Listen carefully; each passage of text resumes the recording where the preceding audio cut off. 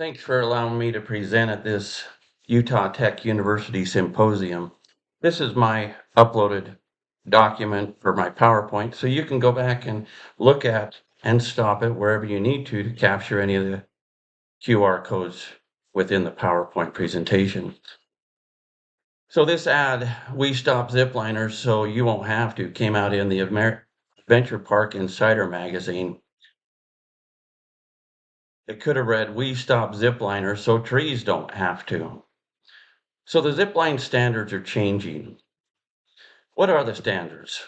Well, the ACCT's been around the longest. PRCA came around about 10 years later, and ASTM has actually been around the longest, but their Zipline standard has only been out since 2013.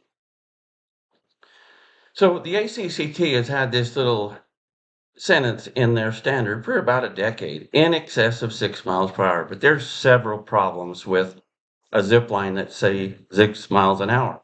One is the thermodynamics will change that speed, and so will momentum. What they needed to include was the weight of the rider and the coldest day on which the zipline operates.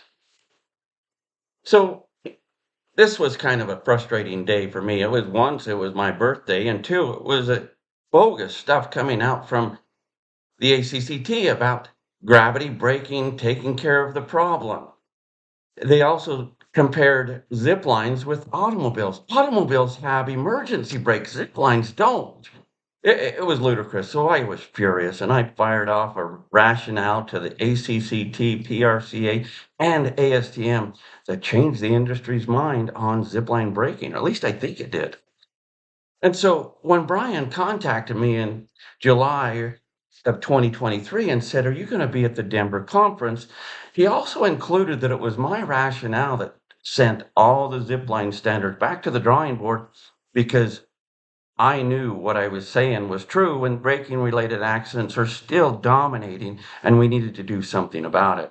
So he wanted me to come to the Denver conference and participate in the braking conversation. And so I did. And Brian got back to me after that, said, "Great work. We did some great things there. Looks like we're going to mandate some braking systems, and we're going to be a big shift from the past."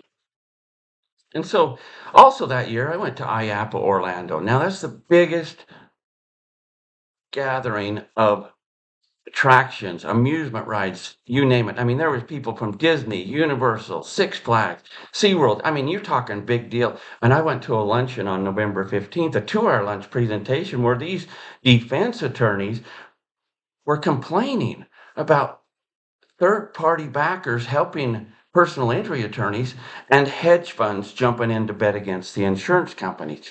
Why? Because training is a huge problem.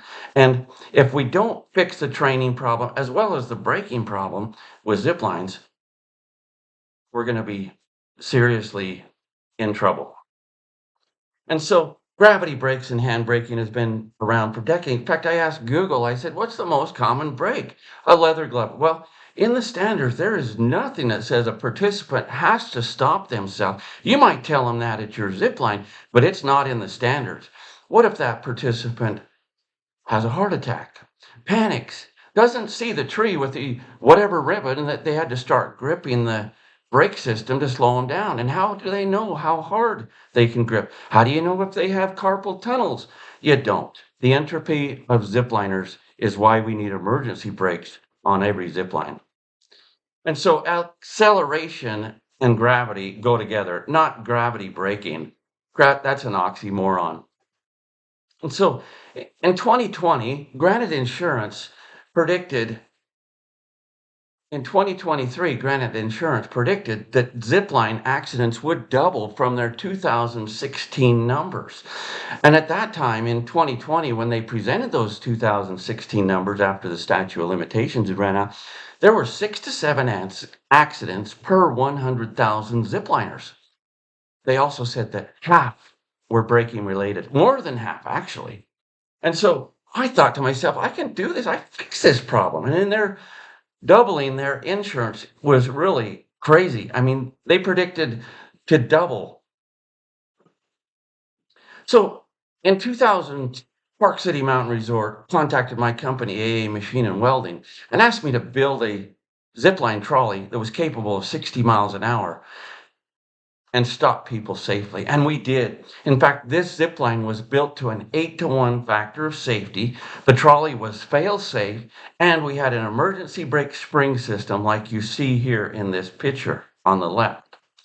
And so I decided to jump in and make my own zipline in 2009.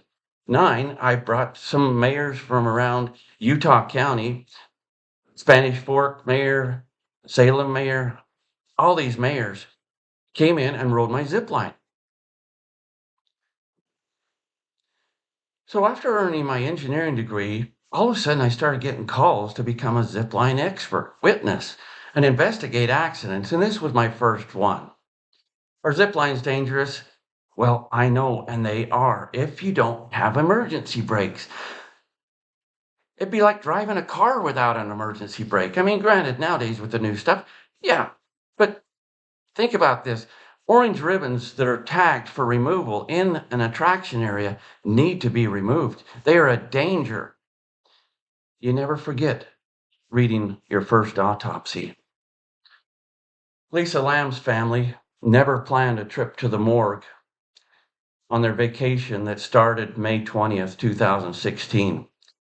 She hit a tree just like the one you saw earlier with an orange ribbon on it. That tree had been rubbing on the cable. Inspections are required every day, and they should have caught that, but they didn't. One of the factors was the training didn't stop all the zipliners when we had sustained winds of over 35 miles an hour and gusts of over 60. Their manual said stop at 30 miles per hour, but they kept operating. And unfortunately, those zipline problems continued. But I decided to try and do something about it. And so I knew my old trolley, the 25-pounder I sold Park City Mountain Resort, wasn't going to be capable of dragging through a zipline tour.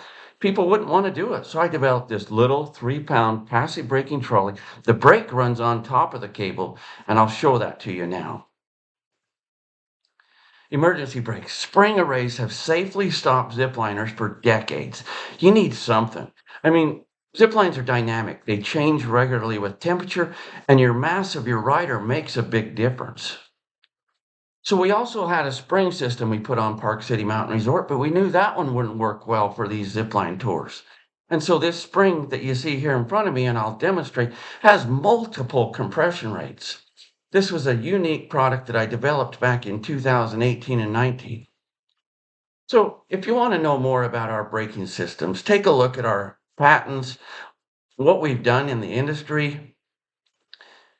We have solutions. ZiplineBrakingSolutions.com is my website. You can also email me for any questions. And thank you for watching. I really enjoy helping people stop zipliners. And do you have springs? Take a look at my oldest YouTube channel, Troy Richardson Accident-Free Braking Systems. You'll see some old stuff that I've been doing on different trolleys for decades. Thank you for watching.